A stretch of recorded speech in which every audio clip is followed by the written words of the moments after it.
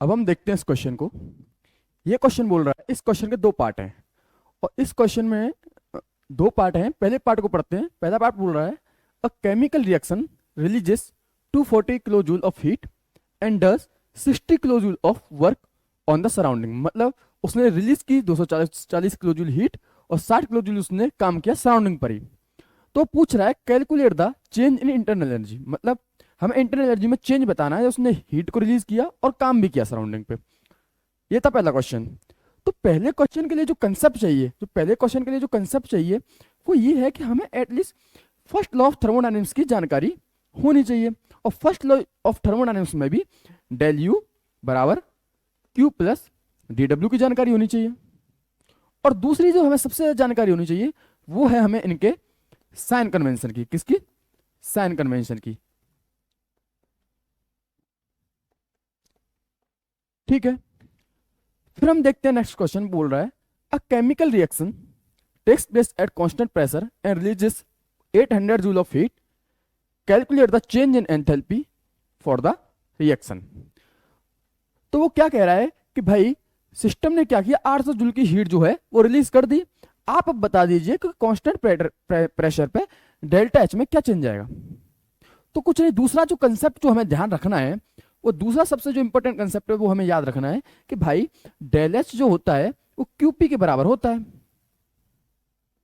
बिल्कुल सही बात है। तो हम जानते हैं कि भाई जो भी हीट जो कांस्टेंट प्रेशर पर रिलीज हुई या एब्जॉर्ब हुई वो किसके बराबर होती है? डेल्टा एच के बराबर। मतलब वो एंथैल्पी में क्या चेंज लेके आई है। सही बात है। और लेकिन इसी के लिए भी हमें क्यूपी के लिए भी तो हमें साइन कन्वेंशन का पता होना चाहिए कि भाई रिलीज में क्या होगा और एब्जॉर्ब में क्या होगा।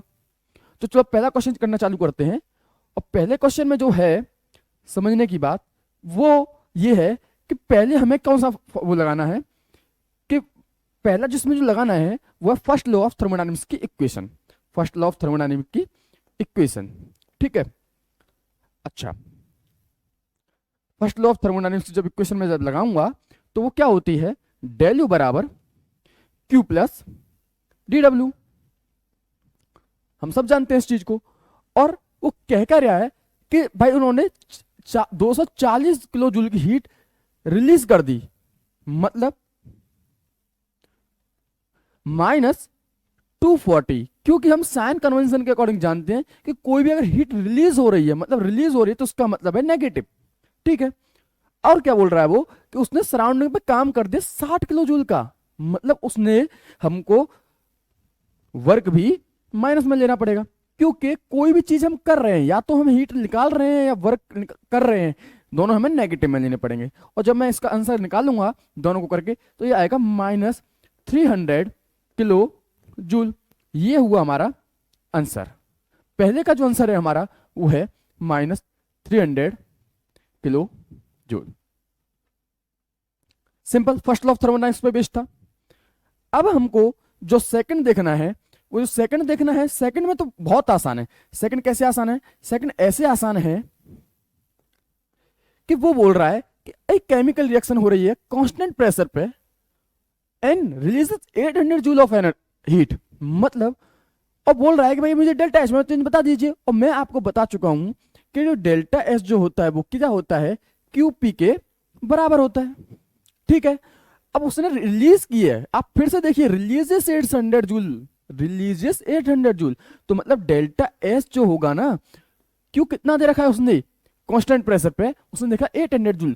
तो हमें साइन कन्वेंशन का याद रखते हुए 800 के आगे माइनस लगा देना है, क्योंकि हमें तो साइन कन्वेंशन का प्रॉपर यूज करना है ना। क्योंकि उसने रिलीज क्या किया, 800 जूल एनर्जी, तो इसका आंसर कितना हो जाएगा, माइनस 800 जूल।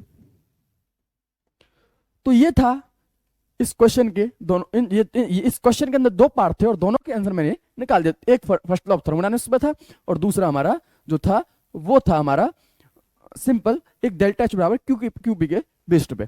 तो ये थे आंसर्स। फर्स्ट का था माइनस 300 किलो जूल और सेकंड का था माइनस 800 जूल।